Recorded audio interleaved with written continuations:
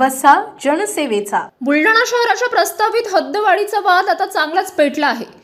बुलढाणा नगर परिषदेत सागावाण, येडगाव, जांभरुण यासारख्या ग्रामीण भागांचा समावेश करण्याच्या हालचाली सुरू असतानाच स्थानिक ग्रामस्थांनी या निर्णयाविरोधात आक्रमक पवित्रा घेतला आहे।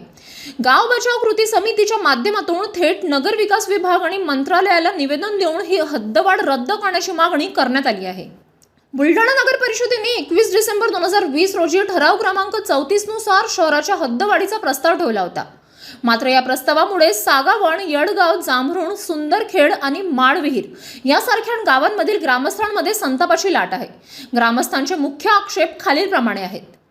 ग्रामपंचायतींचा विरोध। संबंधित ग्रामपंचायतींनी हद्दवाढीसाठी कोणताही संमती ठराव दिलेला नाही। उलट हद्दवाढ नको असल्याचा ठराव ग्रामसभांनी एकमताने मंजूर केला आहे। अधिकार क्षेत्राचा प्रश्न। नगर परिषदेला दुसऱ्या स्थानिक स्वराज्य संस्थेच्या अधिकार क्षेत्रात हस्तक्षेप करण्याचा कोणताही कायदेशीर अधिकार नसल्याचा दावा ग्रामस्थांनी केला आहे। चुकीची आकडेवारी। हद्दवाढीच्या प्रस्तावात सादर केलेली लोकसंख्या, क्षेत्रफळ आणि रोजगाराची टक्केवारी ही वस्तुस्थितीला धरून नसल्याचा आरोप निवेदनात करण्यात आला आहे। सुविधांचा अभाव।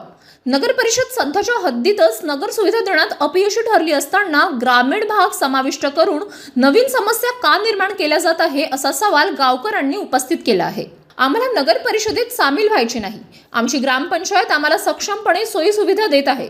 हा हद्दवाढीचा प्रस्ताव अन्यायकारक असून तो तातडीने रद्द करावा, अन्यथा तीव्र आंदोलन छेडले जाईल। या निवेदनाच्या प्रती मुख्यमंत्री, ग्रामविकास मंत्री आणि जिल्हाधिकारी यांनाही पाठवण्यात आले आहेत। आता सरकार या जनआक्रोशाची दखल घेऊन हद्दवाढीचा निर्णय मागे घेणार की ग्रामस्थांचा हा लढा आणखी तीव्र होणार याकडे संपूर्ण जिल्ह्याचे लक्ष लागले आहे। मोर्चा, गावकरी जनआक्रोश मुक्त मोर्चा म्हणून आम्ही या ठिकाणी खूप मोठ्या संख्येने आलेलो आहोत। प्रशासनाला या ठिकाणी निवेदन देत आहोत की बुलढाणा नगरपालिकेने जो काही शासनाकडे प्रस्ताव पाठवलेला आहे आणि तो प्रस्ताव जिल्हाधिकाऱ्यांनी आम्हाला कुठल्याही प्रकारचा विश्वासात न घेता डायरेक्ट राज्याच्या नगर विकास खात्याकडे त्या ठिकाणी पाठवला आणि त्या ठिकाणी खूप मोठी प्रोसिजर आता लास्ट स्टेजवर तो आणून ठेवला। आत्ताशी आम्हाला कळायला लागलं कोर्टाच्या माध्यमातून की हा प्रस्ताव खूप पुढे गेलेला आहे। कुठल्याही प्रकारचा विश्वास न घेता आमच्या स्वातंत्र्यावरची गदा आणण्याचे काम करतात। आमचं स्वातंत्र्य जे भौगोलिक असेल, राजकीय असेल, आर्थिक असेल किंवा पारंपरिक पद्धतीने जे आम्ही ग्रामपंचायत गावकरी म्हणून त्या ठिकाणी कारभार सांभाळतोय, तर कुठेतरी सर्वांवर एक वेगळ्या प्रकारची गुलामगिरी आणण्याचे जे पाप या ठिकाणी हे प्रशासन करत आहे, त्याला विरोध म्हणून, त्याचा निषेध म्हणून आज खूप मोठ्या संख्येने आम्ही या ठिकाणी आलो आणि आता कलेक्टर साहेबांना निवेदन दिले।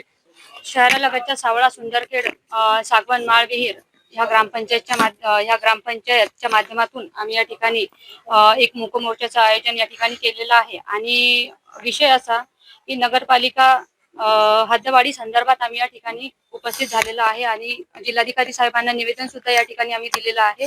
आणि निवेदनाच्या माध्यमातून साहेबांना एकच कळकळीची अशी विनंती आहे की ह्या ग्रामपंचायतची नगरपालिकेमध्ये एंट्री न करता आम्हाला आमची एक स्वतंत्र ग्रामपंचायत राहू द्यावी, ज्या माध्यमातून एक सांस्कृतिक आणि एक गावाचा वारसा त्या ठिकाणी जोपासला जाऊ शकेल।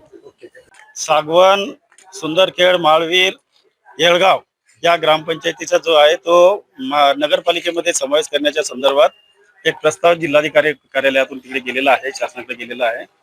त्यामध्ये खऱ्या अर्थानं सगळ्या ग्रामपंचायतीनं त्यांचं संमती नाकारलेली आहे। सगळ्या ग्रामपंचायतींना ठराव दिलेले आहे की हा या नगरपालिकेमध्ये या गावाचा समावेश होऊ नये।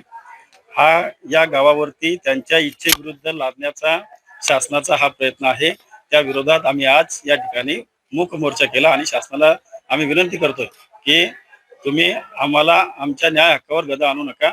आम्हाला या नगरपालिकेमध्ये जायचं नाही, आम्हाला त्याच ठिकाणी आमच्या सुखसुविधा तुम्ही द्याव्यात। City news.